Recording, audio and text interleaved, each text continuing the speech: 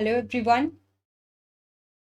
हम बहुत दिनों बाद इस चैनल पे मिल रहे हैं क्योंकि आज हम डिस्कस करेंगे जो अभी एचपीएससी का आपका पीजीटी बायो का जो एग्ज़ाम हुआ है उसका सॉल्यूशन डिस्कस करेंगे कि किस क्वेश्चन के अंदर आपको क्या लिखना था। ठीक है, पहले एक बार जनरल इंस्ट्रक्शंस देख लेते हैं। देखो, आपके इस एग्ज़ाम के अंदर 18 क्वेश्चंस आए थे जिसमें से आपको 15 क्वेश्चंस परफॉर्म करने थे। ठीक है, बाकी थ्री थ्री क्वेश्चंस को आप स्किप कर सकते थे। ठीक है, और जितने मार्क्स असाइन थे उतने ही मार्क्स का वो क्वेश्चन था। कोई एक्स्ट्रा एडिशनल शीट आपको प्रोवाइड नहीं की जाएगी। और आपका जो ऑथराइज्ड मीडियम था यानी बायोलॉजी का क्या था, इंग्लिश, तो इंग्लिश में ही आपको क्वेश्चंस लिखने थे। तो पहला क्वेश्चन है, अब देखो उनके लिए तो बड़ा बेनिफिशियल था जिन्होंने जो मेरे साथ मतलब डेली मॉडल टेस्ट पेपर भी देते थे। अगर हम देखें तो देखो, आपका जो लास्ट जो हमने 12 को लिया था, है ना, हमने 12 तारीख को जो मॉडल टेस्ट पेपर किया था, 12 सितंबर को। ठीक है, उसी में से आपके 4-5 क्वेश्चन तो एज इट इज आए हुए थे। देखो, ये 5 किंगडम क्लासिफिकेशन, यहाँ पे भी हमने फर्स्ट क्वेश्चन इसी को किया था और फर्स्ट क्वेश्चन ही आपका एग्जाम के अंदर आ गया था। स्टेम की जगह आपका रूट आया हुआ था, एक ये क्वेश्चन एज इट इज आ गया।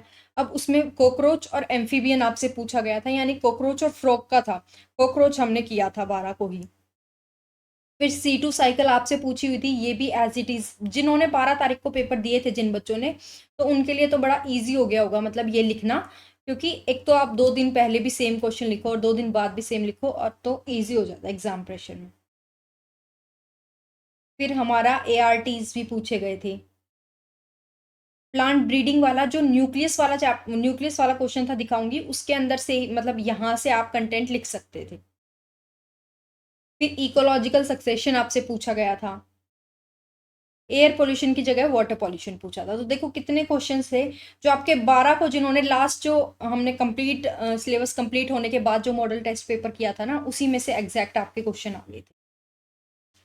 देखो, पहला क्वेश्चन था 5 किंगडम क्लासिफिकेशन। यहाँ पे आपको RH विटाकर वाली क्लासिफिकेशंस लिखनी थी। ठीक है, 5 नंबर में ये लिखना था। फिर 2 नंबर का आपसे मेजर ग्रुप्स पूछे गए थे। अब उसी के अंदर जैसे आपके शुरू में मोनेरा है, उसके अंदर आपके आर्की और यू बैक्टीरिया लिख दिए। फिर आपका प्रोटिस्टा था, इसके अंदर हम लिख देंगे डाई एटम्स को, डाइनोफ्लैजुलेट्स, यूग्लेना, स्लाइम मोल्ड्स, ये सब आ जाएंगे। ठीक है, सिमिलरली फिर हमारी फंजाई आ जाएगी, इसके अंदर चारों फंजाई लिख देंगे। प्लांटी है वो चारों लिख देंगे। फिर हमारा एनिमिलिया की सारी लिख देंगे। इनकी सिर्फ जनरल जनरल चीज़ें लिखनी थी क्योंकि ये कम मार्क्स के अंदर पूछा था, ज़्यादा डिटेलिंग के अंदर इसमें हमें नहीं जाना था। फिर 3 मार्क्स में आपसे पूछा गया है प्रिंसिपल्स ऑफ क्लासिफिकेशन। ये भी आपका एज इट इज एनसीईआरटी में एक पैराग्राफ है, और ये वाला क्वेश्चन भी मतलब काफ़ी उस दिन भी काफ़ी बच्चों ने टेस्ट के अंदर भी ये सब लिखा था, प्रिंसिपल ऑफ क्लासिफिकेशन। क्योंकि जब ये वाली यूनिट की थी तब मैंने क्वेश्चन दिया था आपको प्रिंसिपल ऑफ क्लासिफिकेशन वाला। ठीक है, तो ये वाला उसमें आपको वही लिखना था। ये आपका फर्स्ट क्वेश्चन था। फिर आपसे पूछा गया था morphology of insect and amphibian. Insect में मेनली आप कॉकरोच कर सकते हो, एम्फीबियन में आप फ्रॉग को कर सकते थे। इसका आप डायग्राम बना सकते थे जो आपका इस तरीके से कॉकरोच का एनसीईआरटी में भी गिवन है। ठीक है, ये प्रोस्टियम हो गया, यहाँ पे ये आपका एब्डोमन वाला पार्ट हो गया, टेस्टार्ट, ये आपके यहाँ पे विंग्स हो गए, 3 लेग दिखा दी। फिर आपको यहाँ पे दूसरा आपको फ्रॉग का डायग्राम बनाना था। ठीक है, मतलब अगर डायग्राम पॉसिबल नहीं था तो आपको मॉर्फोलॉजिकल डिफरेंस दिखाने थे। जैसे फ्रॉग के अंदर टिम्पैनम होता है, ठीक है, ईयर की जगह, इसमें नहीं होता। इसमें एंटीना होते हैं, सेंसरी होते हैं, ये दिखाना था। इसमें आपकी जो बॉडी है वो 3 पार्ट्स में डिवाइड होती है, हेड, थॉरैक्स, एब्डोमेन। उसमें ऐसा नहीं होता है। तो इस तरीके से मॉर्फोलॉजिकल डिफरेंसेस यहाँ पे आपको दिखाने थे सेकंड वाले क्वेश्चन में। ठीक है, this was your second question. तो पेन चेंज कर लेते हैं ब्लैंक्स की जगह। ये आपका सेकंड क्वेश्चन था। थर्ड क्वेश्चन में आपसे पूछा गया था relationship between the enzyme activity and substrate concentration. अब सबस्ट्रेट और एंजाइम के बीच में आपका क्या रिलेशनशिप है, ये पूछा गया था।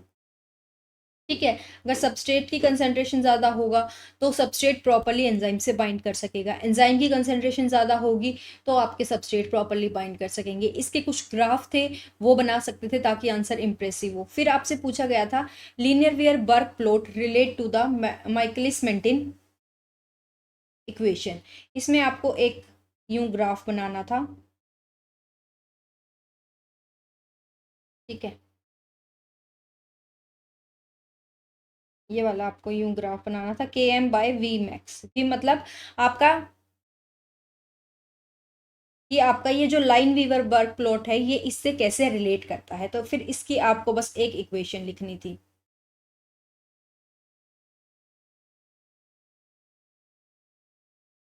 ठीक है, बट ये वाला हमने नहीं किया था, हमने माइकलिस मेंटेन तो किया था, हमने ये वाला तो नहीं किया था आई थिंक।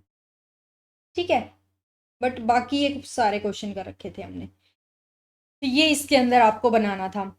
फिर आपसे पूछा गया था highlight the process of digestion in human body. Human body में आपको डाइजेशन का प्रोसेस हाईलाइट करना था, इसमें पूरा डाइजेशन बता दो, डाइजेशन होता क्या है, डाइजेशन के स्टेप्स बता दो, और फिर इन डिटेल आपको प्रोटीन्स और फैट्स का बताना था।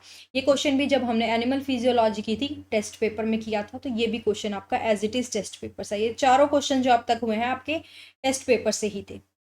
नेक्स्ट क्वेश्चन था आपसे एआरटीज पूछी गई थी, medically assisted human reproductive technology, जैसे आईवीएफ, इन विट्रो फर्टिलाइजेशन। आपसे पूछा था इंट्रा यूट्राइन ट्रांसफर और एम्ब्रियो कल्चर। ये दो तो हमने टेस्ट के अंदर भी की थी, एम्ब्रियो कल्चर आई थिंक मैंने टेस्ट में नहीं दिया था, कि एम्ब्रियो को कल्चर किया जाता है। जो ह्यूमन जो रिप्रोडक्शन के लिए जो जैसी कंडीशंस होती है ना, वैसी ही कंडीशंस इनक्यूबेटर में प्रोवाइड की जाती है। मतलब ह्यूमन जो ट्रैक्ट होता है ना, वैसी कंडीशन को मिमिक किया जाता है और एम्ब्रियो को कल्चर किया जाता है। डिजायर्ड ट्रेट्स होते हैं उन एम्ब्रियो में, और फिर उसको एम्ब्रियो को बाद में इंसर्ट किया कर दिया जाता है। तो ये इसमें पूछा था। फिर इसकी एप्लीकेशंस ही कहाँ कहाँ पे ये अप्लाई होती हैं, और एथिकल इम्प्लीकेशंस पूछी थी। फिर है significance of Mendel's law of inheritance in modern genetics.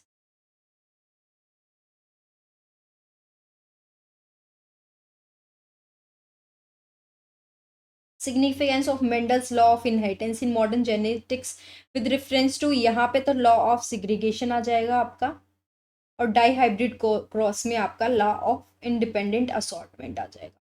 तो ये आपके दोनों क्रॉस बनाने थे और ये हमें करना था। तो ये क्वेश्चन भी हमने जब ये वाला चैप्टर किया था जेनेटिक्स, तब टेस्ट पेपर में कर लिया था, तो आपके लिए ईजी हो गया होगा। फिर था how has DNA fingerprinting revolutionised modern forensic. DNA fingerprinting भी हमने पूरा डिटेल में किया था, आई थिंक 2-3 बार तो क्लास में बच्चों को डाउट था, तब भी हमने क्लियर किया था। तो डीएनए फिंगरप्रिंटिंग में भी आपको सबको वही लिखना था जो एज इट इज़ मैंने आपको नोट्स में प्रोवाइड किया था। ठीक है, कि इसकी टेक्निक क्या होती है, कि डीएनए ले लिया और लास्ट में फिर आप ये दिखा दोगे कि जो हमें सैंपल था उससे जो मैच हो जाएगा, दैट इज कंप्लीट मैच। ठीक है, फिर ये इवोल्यूशन वाले चैप्टर में भी ये वाला क्वेश्चन भी हमने किया था, कि आपको किस तरीके से पहले प्रोटोसेल बनता है, आरएनए हो जाएगा, फिर उसमें डीएनए बन गया था, धीरे धीरे आपकी लाइफ में लाइफ इवोल्यूट हो गई थी। नेक्स्ट क्वेश्चन है ये वाला क्वेश्चन भी हमने जब इम्यूनोलॉजी की थी टेस्ट पेपर में किया था आपका। मतलब ऑलमोस्ट यूं लगा लो 95% पेपर टेस्ट पेपर से ही आया हुआ था, जिसने 10 के 10 मॉडल टेस्ट पेपर दिए थे जिन बच्चों ने, तो उनका पेपर मतलब अच्छा ही गया होगा। What are the primary and secondary lymphoid organs. Primary lymphoid organs आपको बताने थे बोन मैरो और थाइमस। ठीक है, बोन मैरो और थाइमस। सेकेंडरी लिम्फॉइड ऑर्गन बताने थे, जैसे आपके टॉन्सिल्स हो गए, माल्ट हो गया, पेयर्स पैचेस हो गए, ठीक है, लिम्फ नोड्स हो गए। तो ये सब बताने थे, थोड़े से डिटेल के अंदर आपको बताने थे, क्योंकि इनके स्ट्रक्चर्स और फंक्शन भी आगे आपको कंप्लीट बताने थे। नेक्स्ट है how does the process of nuclear transfer enable the cloning of livestock and what are the key challenges associated with the technique. अब जैसे ये जो न्यूक्लियर ट्रांसफर वाला है, ये आपका जो एनिमल ब्रीडिंग वाला हो गया उस चैप्टर से हो गया, जिसके अंदर आप बताओगे कि हम पहले एग को ले लेंगे, स्पर्म को लेंगे, ये डिजायर्ड कैरेक्टर्स वाले होंगे। ठीक है, ये दोनों हमारे डिजायर्ड होंगे, फिर इनको क्रॉस कराया जाएगा। ठीक है, डिजायर्ड कंडीशंस में ही क्रॉस कराएंगे, फिर हम अपना सेलेक्ट करेंगे ये रिकम्बिनेंट हमें चाहिए। तो इसमें अब ये सब ये पूरी टेक्निक हमें लिखनी थी, इसके अंदर प्रोसेस लिखना था। फिर पूछा गया था की चैलेंजेस इसके, जब ये टेक्निक करते हैं तो हमारे चैलेंजेस क्या होते हैं। अब देखो, आप कोई भी चीज़ डिज़ायर ले रहे हो, ठीक है, तो उसमें आपके कंटामिनेशन होने के चांसेस हो सकते हैं, या काफ़ी टाइम तक अगर हम डिज़ायर्ड को ही क्रॉस करा सके तो कराते रहेंगे तो आपके रिसेसिव कैरेक्टर एक्सप्रेस कर जाते हैं, इनब्रीडिंग हो जाती है। ठीक है, इनब्रीडिंग डिप्रेशन। तो इस टाइप के आपके काफ़ी चैलेंजेस यहाँ पे हमें देखने को मिलते हैं। नेक्स्ट क्वेश्चन था role of cell organelles involve in the process of photorespiration. अब फोटो रेस्पिरेशन आपका क्या होता है, C2 साइकिल। इसके अंदर आपको पहले ये बताना था कि क्लोरोप्लास्ट होता है, माइटोकॉन्ड्रिया, पेरोक्सिसोम, ये तीनों आपके होते हैं। इनके अंदर आपकी ये तीनों के अंदर साइकिल होती है। और क्यों इसको प्लांट्स ओवरकम करते हैं, क्योंकि ये हमने पढ़ा भी था कि ये आपका वेस्टफुल प्रोसेस होता है। वेस्टफुल क्यों होता है, क्योंकि इसमें आपकी ATP खर्च होती है। ठीक है, ATP खर्च होती है, तो ये सारा आपका वेस्टफुल प्रोसेस है। बट ये एक चीज बेनिफिशियल भी है कि जैसे जो लाइट जो एक्स्ट्रा आ रही है तो ये फोटो ऑक्सीडेशन से बचाता है प्लांट्स को। मेनली इस ये आपका वेस्टफुल प्रोसेस है। और इसको ओवरकम हम कैसे कर सकते हैं, सबने C4 साइकिल पढ़ी होगी। C4 साइकिल में आपका क्या होता है, हमने पढ़ी थी, ये C4 और कैम ये दोनों आपकी ओवरकम करती हैं फोटो रेस्पिरेशन को। C4 में तो क्या होता है आपके, देखो बंडल शीथ होते हैं और मीजोफिल सेल होते हैं। यहाँ पे इनमें मीजोफिल सेल में आपकी C3 साइकिल होती है। ठीक है, ये पूरी C4 साइकिल है, यहाँ पे C3 साइकिल है। यहाँ पे हम CO2 की कंसंट्रेशन इंक्रीज कर देते हैं। और C2 साइकिल आपकी अक्कर कब होती है, जब आपकी ऑक्सीजन की कंसंट्रेशन ज़्यादा हो। अगर ऑक्सीजन की कंसंट्रेशन ज़्यादा होती है तो रुबिस्को ऑक्सीजन से बाइंड कर जाती है। तो C4 साइकिल में हम CO2 की कंसंट्रेशन ज़्यादा कर देते हैं, जिसकी वजह से ऑक्सीजन बाइंड नहीं करती। तो ओवरकम रेस्पिरेशन में ये लिखना था। दूसरा हमें कैम पाथवे लिखना था, जो डेजर्ट प्लांट्स के अंदर होता है। ठीक है, इसके अंदर कैम लिखना था, डेजर्ट प्लांट्स के अंदर होता है। उसके अंदर आपके क्या होता है, ये मेलिक एसिड की फॉर्म में स्टोर होता है।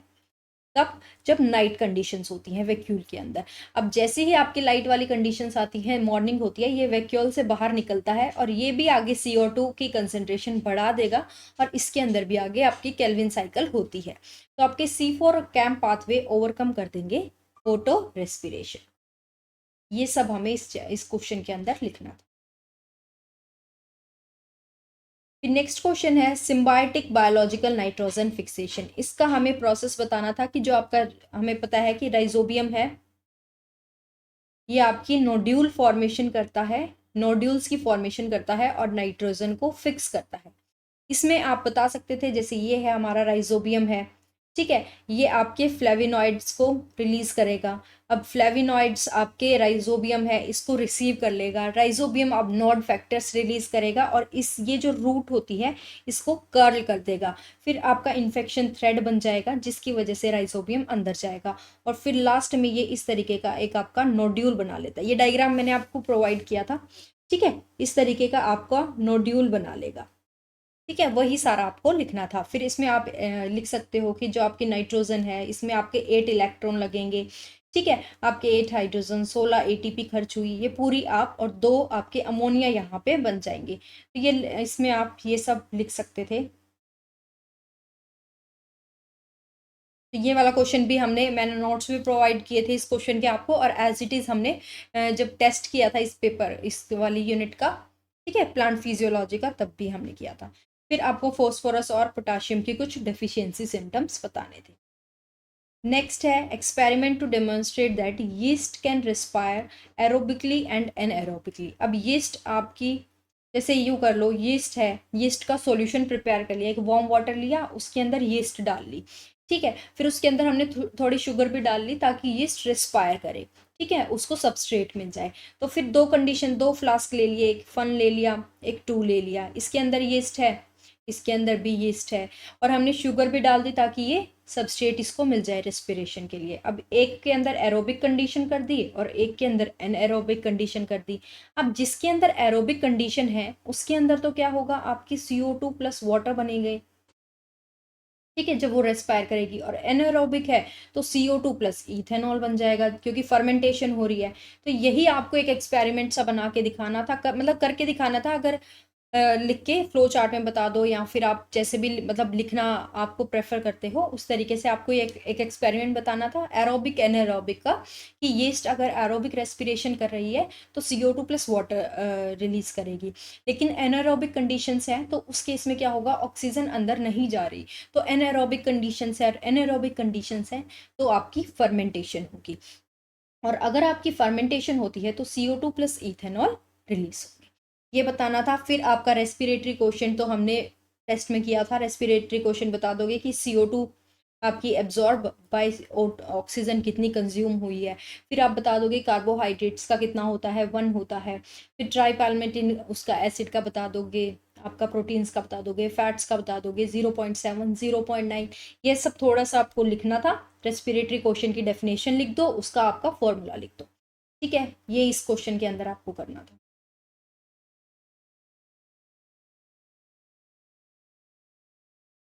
नेक्स्ट क्वेश्चन है, अगेन हमने टेस्ट में किया था, double fertilization in angiosperms is an evolutionary landmark. तो जिन बच्चों ने टेस्ट दिए थे, मॉडल टेस्ट पेपर 10 के 10 दिए थे ना, तो उनका तो श्योरिटी पेपर कंप्लीट भी हुआ है और उनका मतलब अच्छा भी हुआ है। ठीक है, क्योंकि आप सपोज करो आपने एक क्वेश्चन पहले लिख चुके हो, आप ऑलरेडी टेस्ट के अंदर लिख चुके हो, ठीक है, वो आपका चेक भी हो चुका है, और उसी को आप दोबारा लिखोगे तो एक तो आपको क्वेश्चन पढ़ते ही सोचना नहीं है। ठीक है, आपकी ये हो जाएगा, मतलब 1-2 सेकंड तो आपकी वहां पे बच गई, तो आप इजीली उसको, आपको पता है कि हाँ इसके अंदर ये लिखना है, तो आपका ऑटोमेटिकली पेन चलता है, तो आपका इसीलिए जल्दी पेपर कंप्लीट भी होने के चांसेस होते हैं। इसीलिए आपके ये टेस्ट थे, हेल्पफुल थे एग्जाम में।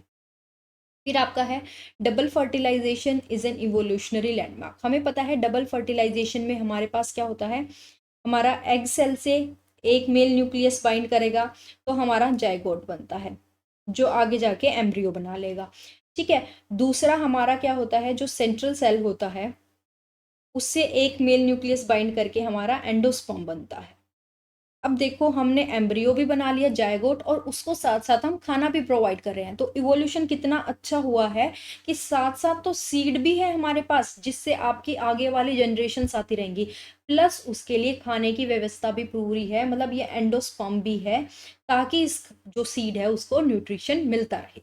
तो ये आपका इवोल्यूशनरी लैंडमार्क प्रॉपर था। फिर ये भी आपके एनसीईआरटी में है, application of apomixis in agriculture. ये आपका पिछली बार जो स्क्रीनिंग हुआ था उसमें ये क्वेश्चन पूछा गया था, इसीलिए ये क्वेश्चन मैंने आपको टेस्ट में दिया था।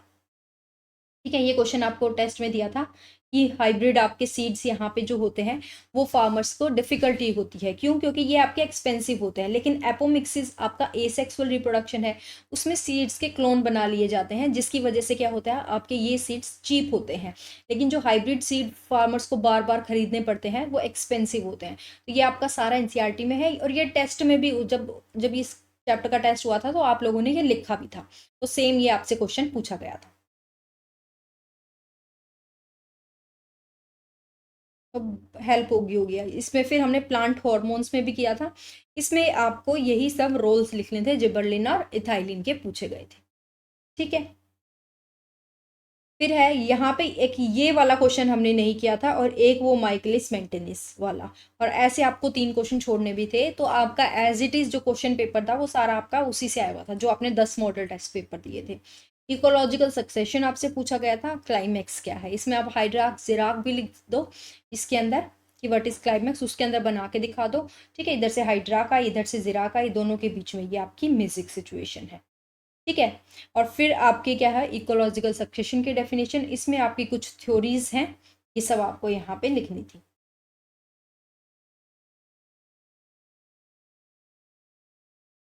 फिर है नेक्स्ट क्वेश्चन, आपको रूट एपिकल मेरिस्टम का ये वाला आपका डायग्राम था जो, ठीक है, ये रूट्स आपकी बन गई, यहाँ पे ये आपकी रूट कैप होती है, जोन ऑफ मेरिस्टमैटिक इलोंगेशन, ये सब आपको लिखना था। फिर xylem is a connective tissue besides planning, अब ये इंपॉर्टेंट रोल इन कंडक्शन, अब ये पानी को कंडक्ट करने के अलावा इसके और भी कुछ इंपॉर्टेंट फंक्शन है, जैसे ये स्टोर कर लेता है न्यूट्रिएंट्स को, स्ट्रक्चरल सपोर्ट प्रोवाइड करता है, तो इस तरीके के कुछ, इस जैसे सेकेंडरी ग्रोथ होती है उस टाइम पे आपका ये होता है।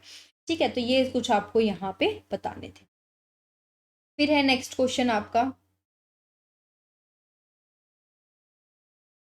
Last, how has the use of high yielding varieties resulted in water pollution and depletion. अब जो हाई यील्डिंग वेराइटीज़ हैं इसमें आपका ज़्यादा फर्टिलाइजर्स पेस्टिसाइड का यूज़ होता है। अब जैसे जैसे इरिगेशन होता है तो ये पेस्टिसाइड्स वगैरह रिवर के अंदर जाते हैं, तो वाटर पॉल्यूट होता है। वाटर पॉल्यूट होता है क्योंकि वाटर के अंदर ज़्यादा ऑर्गेनिक मैटर चला गया।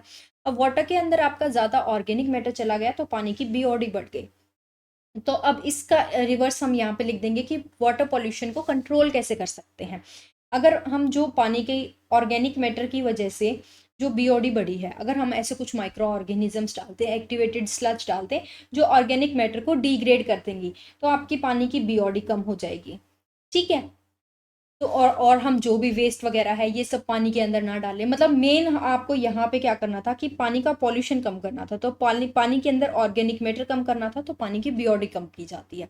तो इसमें आपको चार पाँच पॉइंट्स लिख सकते थे। तो यही आपका इसका था, पेपर था। अब की बार कोई ज़्यादा हार्ड पेपर नहीं आया था, काफ़ी इजी पेपर आया था, और जिन्होंने टेस्ट दिए तो उनके लिए तो और भी ज़्यादा इजी था। ठीक है। और एक और इशू चल रहा है, जैसे कि आप मतलब बोल रहे हैं कि 1876 कुछ बच्चे हैं। अब देखो, अगर इतने बच्चे थे तो इनको स्क्रीनिंग लेना चाहिए था, ताकि जो एक्स्ट्रा बच्चे थे वो पहले ही फिल्टर हो जाते। ठीक है, ताकि वो पहले ही फिल्टर हो जाते। अब बोला जा रहा है कि जैसे देखो, बाद में आपके ऑफलाइन फॉर्म्स निकले थे, बाद में ऑफलाइन फॉर्म निकले थे, जो इनकी गलत बात है कि क्योंकि जिन बच्चों का एचटेट क्वालिफाई ही नहीं है, ठीक है, जो अभी उस पोस्ट के लिए एलिजिबल ही नहीं है, तो वो ऑफ कोर्स अभी अप्लाई कर ही नहीं सकते हैं। तो उनका कोई मतलब बनता नहीं था कि वो उन बच्चों को अलाउ करे। ठीक है। अब देखो, जैसे अभी म्यूजिक का और आई थिंक फाइन आर्ट्स का उनके रिजल्ट आ गए। अब पता नहीं उसमें बच्चे ही इतने कम थे या उन्होंने सीट रिजर्व रख ली है उन बच्चों के लिए जिन्होंने केस किए थे। अब इसमें दोनों सिचुएशन हो सकती हैं। अब जैसे म्यूजिक का और फाइन आर्ट्स का दो रिजल्ट आए हैं। अब इसमें दो सिचुएशन हो सकती है, या तो बच्चे ही इतने कम थे कि इन्होंने सारे ही पास कर दिए, ठीक है, या फिर यहाँ पे बच्चे मतलब ज़्यादा थे, मतलब बच्चे, क्योंकि इसमें 80 वैकेंसी के अराउंड थी और 28 स्टूडेंट्स ही इन्होंने पास किए हैं। ये पेपर आई थिंक 9 को या पता नहीं 12 को, 9 को हुआ था आई थिंक। ठीक है, 9 सितंबर को पेपर हुआ था और इसका रिजल्ट भी आ चुका। या तो पेपर बच्चे ही इतने कम थे, या इन्होंने सीट्स, अब जैसे मेवात वाले केस में भी कुछ रिजल्ट्स बाद में आए थे। अब या तो ये अपनी सीट रिजर्व रख रहे हैं उन बच्चों के लिए जो केस वाले बच्चे थे, जिनके लिए इन्होंने ऑफलाइन फॉर्म भी निकाले थे। ठीक है। अब इन्होंने ये तो करना नहीं चाहिए, क्योंकि जो बच्चे हैं, जिस टाइम पे फॉर्म निकला, अगर उनकी एलिजिबिलिटी कंप्लीट ही नहीं है, जब फॉर्म निकला है, अगर जब आप एलिजिबल नहीं हो, तो ऑफ कोर्स अब जब नेक्स्ट टाइम अपॉर्चुनिटी आएगी तब भी आप भर सकते हो। तो ये इसने एचपीएससी ने गलत किया। अब हो सकता है कि इन्होंने स्क्रीनिंग एग्ज़ाम इसलिए नहीं लिया हो क्योंकि स्टार्टिंग में जो फॉर्म भरे गए थे, जो आपकी लास्ट डेट आई थिंक 12 या अगस्त थी, या फिर 13 अगस्त के अराउंड, ठीक है, ये बंद हो गए थे फॉर्म। जो ऑनलाइन फॉर्म थे, हो सकता है जो वो सिर्फ एस्टेट वाले बच्चों ने भरे थे, क्योंकि वो साइट उठा नहीं रही थी, है ना। एक्स्ट्रा बच्चे उसमें तो आप भर नहीं सकते, तो हो सकता है वो तो कम ही बच्चे हों। जैसे 233 वैकेंसी थी, तो इसके 4 गुना ही हो। ठीक है, ज़्यादा बच्चे नहीं हो, बट हो सकता है ऑफलाइन वाले ज़्यादा बच्चे हो गए हो। अब ये जो 1876 बता रहे हैं, तो इसमें ये 876, हमारे तो बस 800-900 बच्चे हैं जो एचटेट क्वालिफाई हैं। ये भी मैक्सिमम बता रही हूँ, ये भी मैक्सिमम इतने ही बच्चे हैं। तो 800-900 बच्चे एक्स्ट्रा हैं जो कंपटीशन इंक्रीज कर रहे हैं। तो उस केस में जो बच्चे टेलीग्राम पे मेरे साथ जुड़े हुए हैं, ठीक है, जो साथ में बैच में थे, उनमें तो मोस्टली सब ने एचपीएससी को मेल कर दी है। बाकी बच्चे भी अगर इस वीडियो को देखें तो एचपीएससी को मेल कर दें। ठीक है, कि जो भी एक्स्ट्रा कैंडिडेट्स हैं भाई, उनको फ़िल्टर किया जाए, ताकि जो भी आपके मतलब एलिजिबल हैं, या जो भी मतलब एलिजिबल है इस पोस्ट के लिए, वो लोग कंपटीशन से बाहर ना हो। ठीक है। तो हम लोगों ने तो सबने एचपीएससी को मेल कर दी है। तो आप लोग भी जो बच्चे एक्स्ट्रा हैं, ठीक है, उन बच्चों के रिगार्डिंग मेल कर दें कि एचपीएससी पहले रिजल्ट निकालने से पहले ही उन बच्चों को फ़िल्टर कर दे। ठीक है, क्योंकि अब ऐसा हो सकता है कि जो बच्चे जैसे बोल रहे हैं कि एमएससी फर्स्ट ईयर वालों ने भी भर दिया, सेकंड ईयर वालों ने भी भर दिया है, ठीक है, बीएड वालों ने भी भर दिया है, मतलब ये वो बच्चे हैं जिनका एचटेट हुआ ही नहीं है। अब आप देखो, जो एमएससी वाले बच्चे हैं वो तो कब एमएससी, अभी उनकी एमएससी होगी, फिर वो बीएड करेंगे, या हो सकता है उन्होंने बीएड पहले कर लियो, अब एचटेट वो देंगे, तो उसमें उनका अभी तो एमएससी भी कंप्लीट नहीं है, अब वो पोस्ट ग्रेजुएट भी कंप्लीट नहीं है। अब वो पोस्ट ग्रेजुएट ही नहीं है, तो या तो उन्हें पहले ही डीवी करा लेना चाहिए बच्चों का, जिसकी वजह से जो एक्स्ट्रा कैंडिडेट्स हैं वो पहले ही आउट हो जाए। तो इस रिगार्डिंग आप एचपीएससी को मेल कर सकते हो। ठीक है, काफ़ी बच्चों ने तो मेल कर दी है, जो मेरे बैच वाले स्टूडेंट्स थी। ठीक है, लेकिन अब जो बाहर वाले बच्चे हैं तो वो भी एचपीएससी को मेल कर दे, ताकि जो भी एक्स्ट्रा स्टूडेंट्स हैं उनको पहले ही आउट कर दिया जाए, तो जो आपके एलिजिबल स्टूडेंट्स हैं वही इस कंपटीशन में पार्ट ले सके। ठीक है, तो यहाँ पे हम अपनी वीडियो को ओवर करते हैं। फिर भी अगर आपको डाउट कुछ हो तो आप कमेंट सेक्शन में ड्रॉप कर सकते हैं। Thank you everyone.